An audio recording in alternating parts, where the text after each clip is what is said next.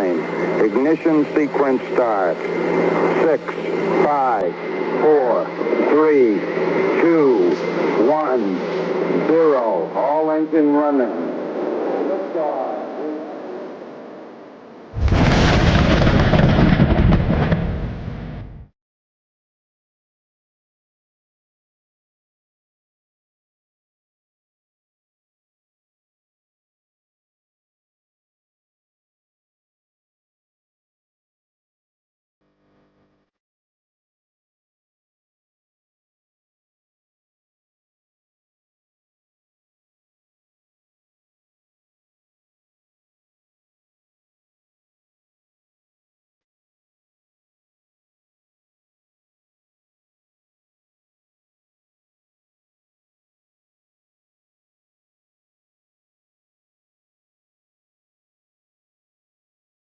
So here we are, guys, start of the journey, off to London now to see AJ and Chris from Cypher Sigma Screen Time.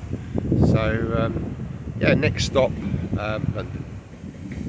Here we are at Leicester Square, just about to meet AJ. Just turned up, here's AJ. Hello. So we're going to meet Chris at Cypher Sigma. Yeah, up at Disney. Yeah, at Disney store, so yeah, see you there.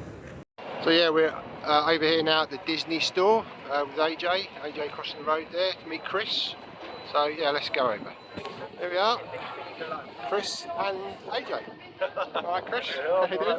Nice to see you again. So we're going to go and have a look in the Disney store. Yeah.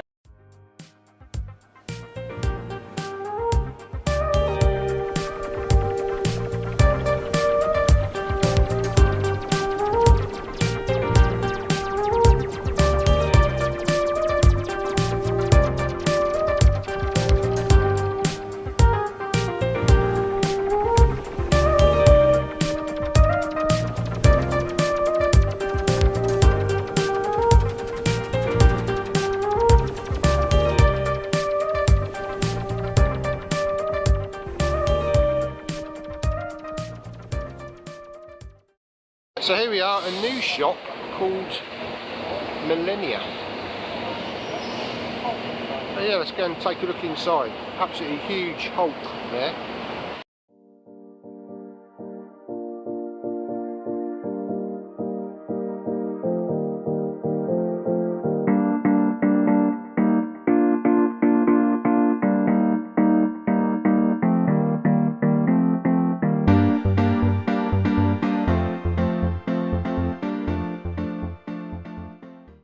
Yeah, first CEX. Yeah, let's go and have a look and see what's inside. Here we are in CEX. Let's go downstairs and have a look at the DVDs.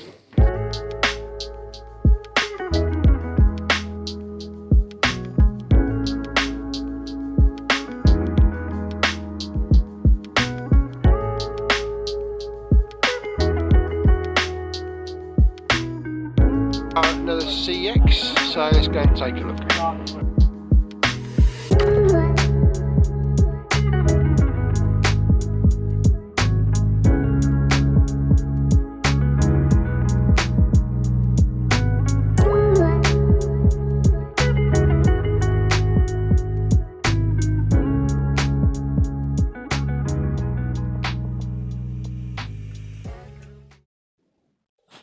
So here we are in Forbidden Planet, and I'm just looking at the glass cabinet with all the different statues in, Transformers there. They're onto like an Indiana Jones section with all the toys and figures, obviously promoting the new film. Indiana Jones pops and various other pop vinyl figures there, and some other figures for Marvel. Nice Batmobile from The Batman. Lots of other figures here as well. Yeah, some really nice figures on display here. Quite expensive as well, but yeah, really nice to see. Some more collectibles in their glass cabinets. And a lot of action figures, Marvel, DC, yeah, I've got a wealth of stuff on the shelves here. Unfortunately, I don't have the room to collect all this stuff, so but it's nice to go and see it. You know, some really nice big collectibles there. I know AJ likes these sorts of collectibles. So here we are, come to the IMAX cinema, the BFI, to watch Indiana Jones and the Dial of Destiny. AJ and Chris over there, and yeah, we just sitting to wait to go in. About 300 or 400 people seating. Very nice place. Got a sort of relaxed feel about it. So yeah, looking forward to watching it.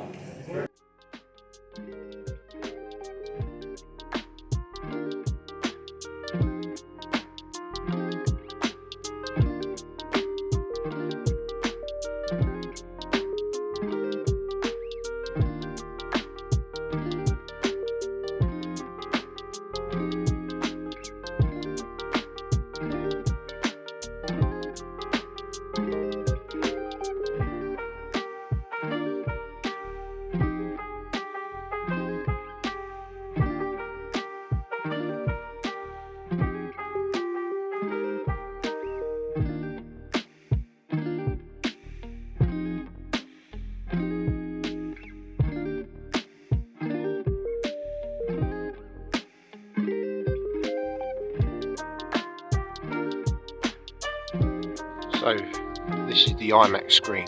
It goes up and up and up and up and up. So here we are outside the BFI. Yeah, we just watched the film, and yeah, I'll tell you my thoughts at another time. So this was the last stop of the day. It's just a quick look in FOP. I didn't pick anything up in here. It's just a quick look round. So guys, yeah, end of the day. It's been a great day. AJ and Chris meeting up with you. It's been great again. Yeah, nice to meet you. Yeah, it's been great. So yeah, please go and subscribe if you don't already. And yeah, see you in the next one. Cheers, bye. Guys, hope you enjoyed that footage of AJ and Chris meeting up with them in London. I look around the shops and watching the Indiana Jones film, Dial of Destiny, at the BFI. I'm recording my thoughts the next day. It was a very long day, quite tired after that. So yeah, I thought I'd just sort of tack on this extra part of the video, just show what I picked up, and also some gifts that kindly AJ and Chris gave to me. So, and then I think we'll just talk a little bit about the film, my thoughts on it, and yeah, kind of just what I thought about it. Okay, so there's only actually one pickup. I did actually purchase 2 items, but the second one I had to kind of, before I left the store, I actually checked the discs. They were DVDs and they were badly scratched. I'm surprised that the CEX staff don't actually sort of show you the discs before purchasing them, because I kind of did a quick check, and it was a shame because it was a nice set. It was the Blade series set. I think it was just one season. It came in a nice digipack, but unfortunately, I just looked at the disc before I left the shop, badly scratched, and I said no, these won't play. So I got a refund. But anyway, the one item that I did pick up was the film Limitless.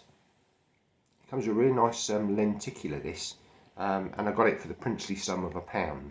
So yeah, it was only one pickup, but yeah, that's what I picked up.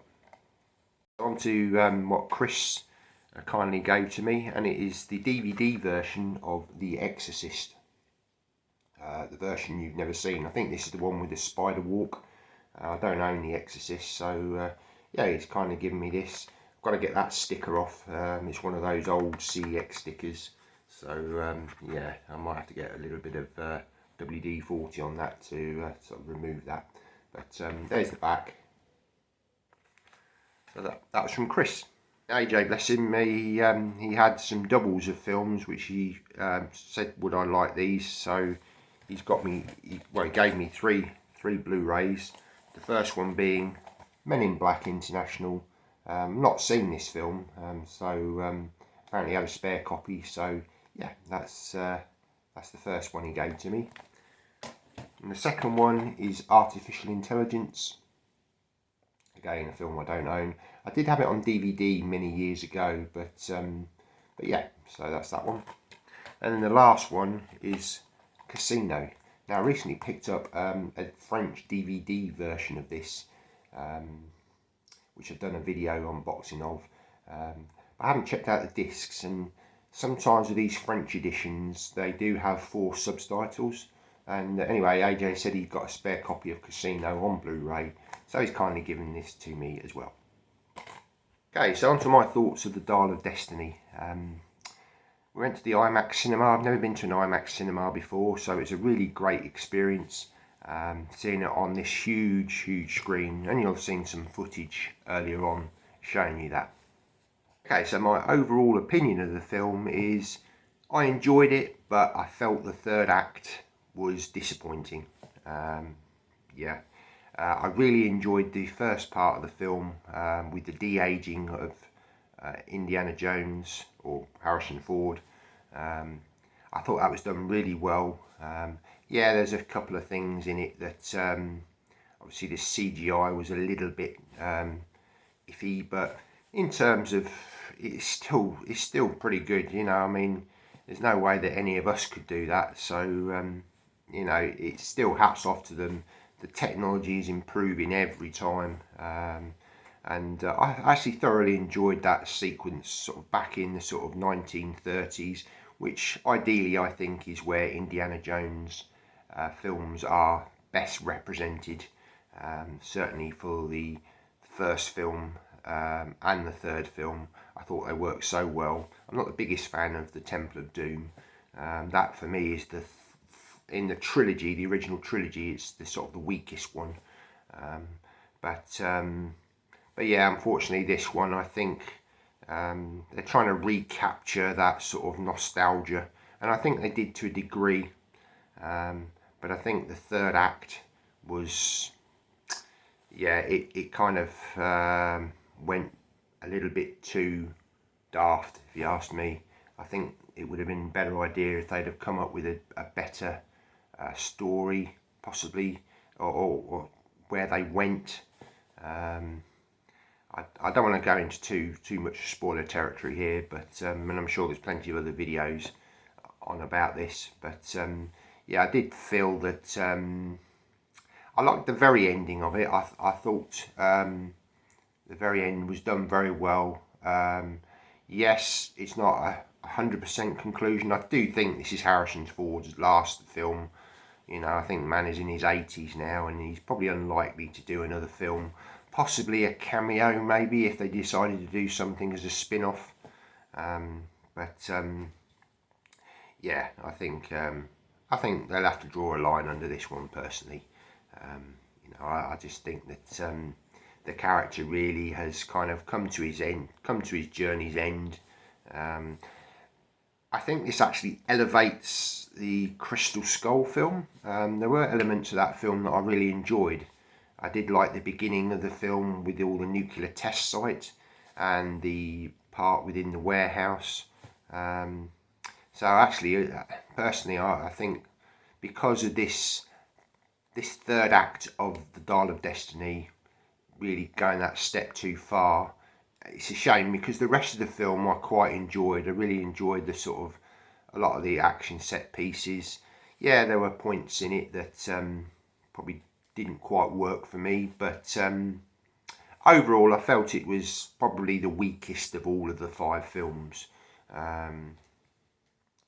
which is a shame, because I was sort of going in with low expectations with this and thinking that actually it could be that little bit better than the Crystal Skull, but I'm not actually sure that it is. Yeah, it's a difficult one. I'd need to watch it again to make my mind up, but yeah, these are my initial thoughts on the film. In terms of the BFI experience. I thought it was fantastic. I thought the sound was amazing. It's 12 channels of sound, and yeah, it was absolutely fantastic. I was hearing planes going over my head. It just enveloped an immersive experience. The cinema screen literally, it's a lot taller, and you'll have seen that in the footage. It's a lot taller than I expected, not quite as wide, but it almost had a 3D experience to it. There was actually, before the film started, they actually did a piece looking at Mission Impossible, the new film that's coming out with Tom Cruise's stunt where he goes off of the mountain, and that was absolutely breathtaking in IMAX.